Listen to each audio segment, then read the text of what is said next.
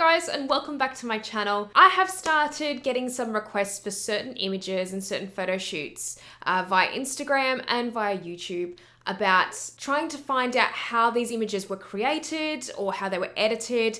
So I thought I could do a little bit more of a deconstruction series where we can look at some of my work or some of my photo shoots and actually look at them piece by piece of how they were created, which lighting was used, how they were photographed, what lens, what equipment, and then looking into how they were also edited using different programs. So the first image we're going to talk about this week and with this particular video is this one here. So I've had a couple of requests to speak about how I created this particular image and what was done on the photo shoot day to achieve that lighting as well. So we're going to go through it step by step now, and I hope you guys enjoy the video. So unfortunately, I thought I did have behind the scenes from the shoot, but I don't actually think that I do. So I'm just going to talk a little bit about the setup that we had on the day, and I'll show you guys the mood board that we used as well, just so you guys can get a really good visual for how we were looking at setting up this shoot.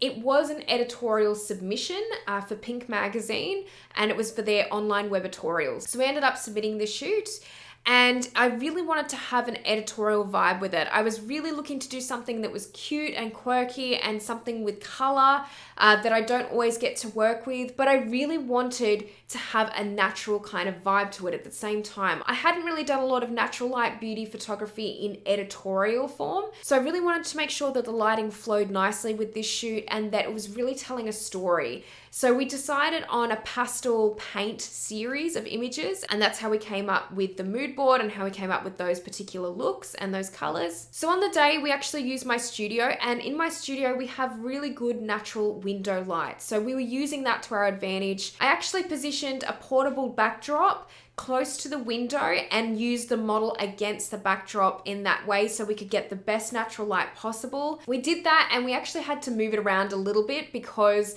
of the light moving around, and because it is natural light, it's a little bit more unpredictable that way.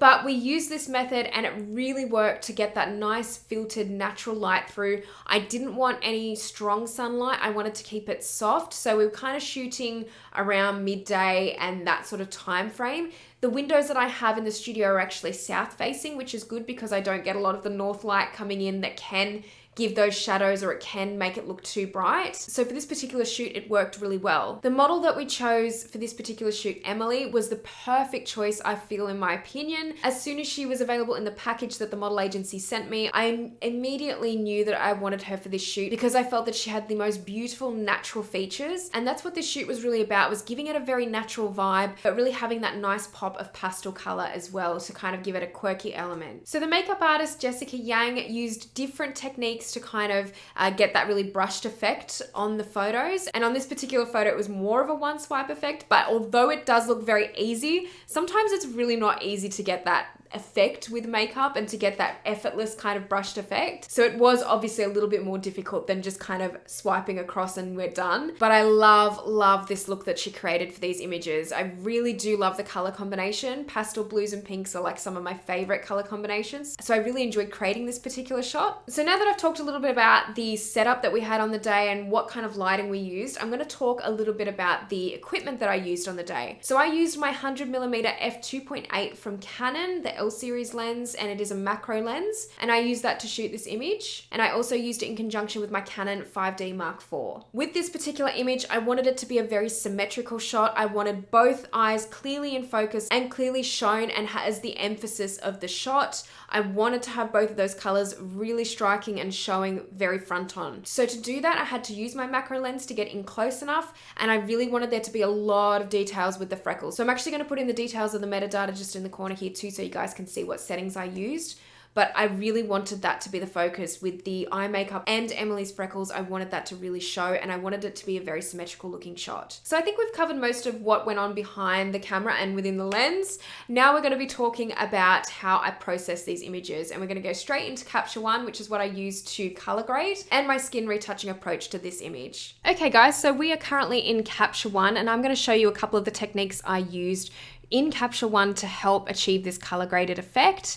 I'm going to show you guys the before image though, the original image first. So this is the before image. There's actually not a huge difference between this image and the final image, and that's exactly how I wanted it to be. I wanted it to be a very natural shoot. Like I said, this was a bit more of a challenge for me because I'm used to doing a little bit more retouching than this, and I'm used to having a very polished feel with my work, but for this I wanted it to have that natural feel and that natural element to it. So I really restrained with my skin retouching, and I really didn't go too heavy with the color grading either. So this was the original and this is the finished image. Now what I used to color grade this image in Capture One was mainly in the color tab just at the top here. And all I did was kind of move the midtones over to a slightly warmer tone.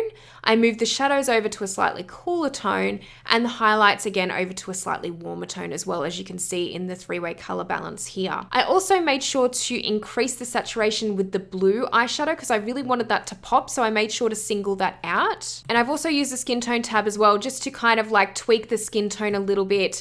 I moved the lightness down a little bit to darken the freckles. That really helped with doing that. Just the hue over to the warmer side as well to make sure the skin tone didn't look too dull in the natural light. So eventually I ended up with this particular image, and all that was done really with skin retouching was actually done in Photoshop. And as you can see, the difference between the before and after there is very subtle, which once again, as I said before, I really wanted to restrain myself when it came to retouching with this.